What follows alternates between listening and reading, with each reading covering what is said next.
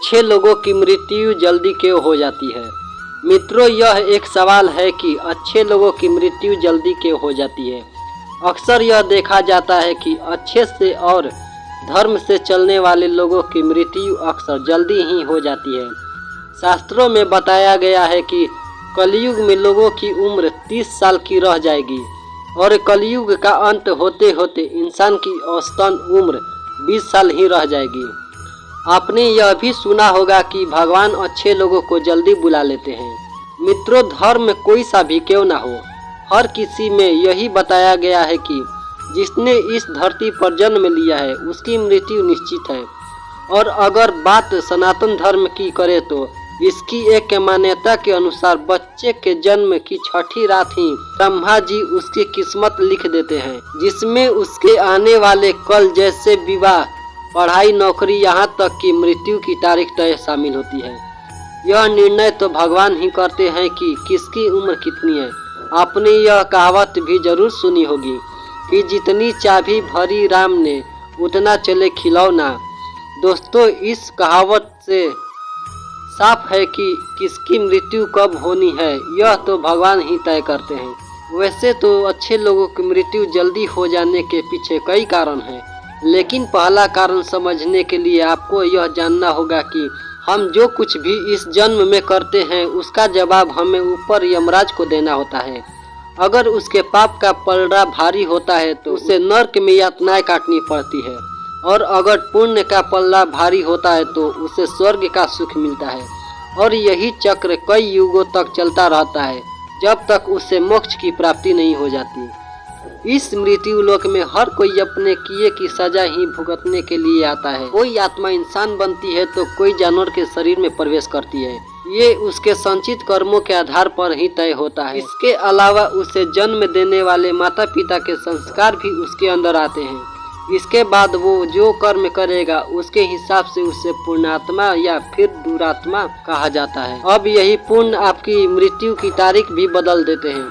जिस तरह से एक जज जेल में रहने वाले कैदी के व्यवहार को देख उसकी सजा कम कर देता है, ठीक उसी तरह भगवान भी देखते हैं कि इंसान मृत्यु लोक में जाने के बाद अच्छे कर्म कर रहा है और उसे अपने किए की सजा मिल चुकी है, और जब उन्हें लगता है कि अब उसे मृत्यु लोक में नहीं रहना चाहिए तब वो उसे अपने पास बुला लेते हैं। भगवान के दंड विधान के अनुसार हर व्यक्ति को केवल उतना ही दंडित किया जाना चाहिए जितना उसने पाप किया है। अब क्योंकि अच्छे लोगों के पाप कर्म बुरे लोगों के पाप कर्मों की तुलना में अधिक होते हैं, इसलिए अच्छे लोग अपने पापों का फल जल्दी ही भुगत लेते हैं। हिंदू धर्म में मान्यता है कि भगवान हर अच्छी आदमी को किसी न किसी उद्देश्य के साथ ही इसे मृत्यु लोक में भेजते हैं, और भगवान का अपना अवतार उन्हीं उद्देश्यों में शामिल है। इसीलिए जब वो उद्देश्य जल्दी पूरे हो जाते हैं तब भगवान उन्हें वापस बुला लेते हैं। अर्थात अच्छे लोगों की मृत्यु उनके अच्छे कर्मों पर ही निर्भर करती है।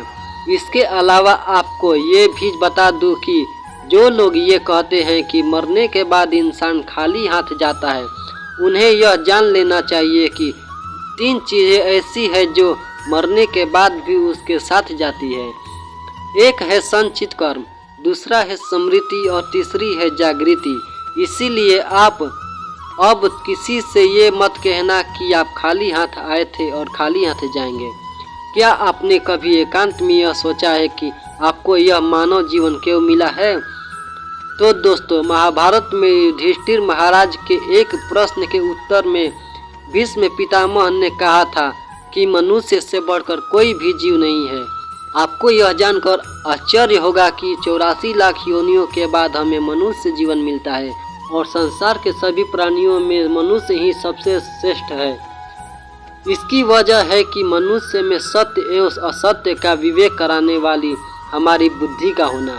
लेकिन इस धरती पर हम दुनियादारी के चक्र में कुछ इस तरह फंस जाते हैं कि हमारी बुद्धि सीमित दायरे में ही सिमट कर रह जाती है।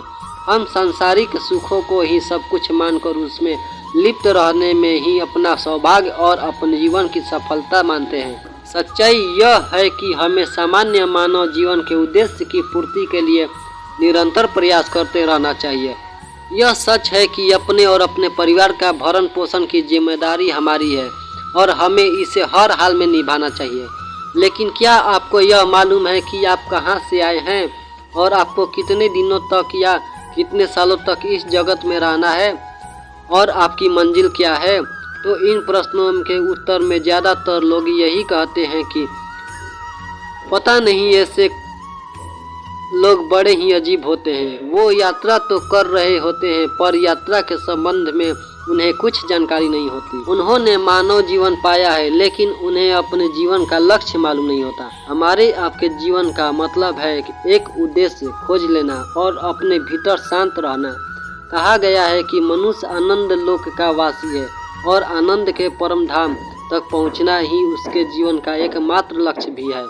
इसलिए मनुष्य को इस संसार की मृग मरीचिका से निकलकर भव्य जीवन की प्राप्ति के लिए साधना के मार्ग को अपनाकर अपने गंतव्य को पहचानना चाहिए।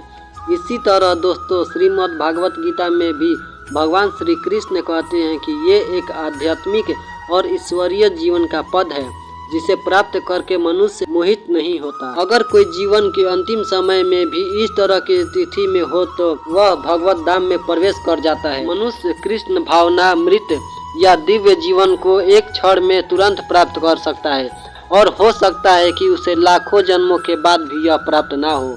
दोस्तों, यह तो सत्य को समझने और स्वीकार करने की बात है। भगवत गीता कहती है कि वास्तविक जीवन का शुभारंभ इस बौद्धिक जीवन के पूरे होने पर होता है। दोस्तों, इन सभी बातों से यह तो स्पष्ट होता है कि हम सभी एक निश्चित समय के लिए धरती लोक पर आते हैं और कुछ विशेष कर्मों को करने के लिए आते हैं। जब हमारे कर्म पूरे हो जाते हैं और इस जीवन के लक्ष्य प्राप्त हो जाते हैं तो प्रभु हमें परलोक में एक सहज जगह प्रदान करते हैं। भगवान कृष्ण और अन्य कहते हैं कि वास्तविक जीवन तब शुरू होता है जब यह भौतिक जीवन समाप्त हो जाता है। मित्रों, जो लोग सदाचारी होते हैं और जीवन में अच्छे कर्म किए होते हैं वे वास्तव में विशेष होते हैं। जब उनकी मृत्यु का समय निर्धारित हो तो दोस्तों उनको इस दुनिया को छोड़कर आगे की यात्रा जारी रखनी होती है। तो ये थी छोटी सी जानकारी। ऐसे ही जानकारी वीडियो देखने के लिए हमारे चैनल को सब्सक्राइब कर लें। तब तक के लिए धन्यवाद।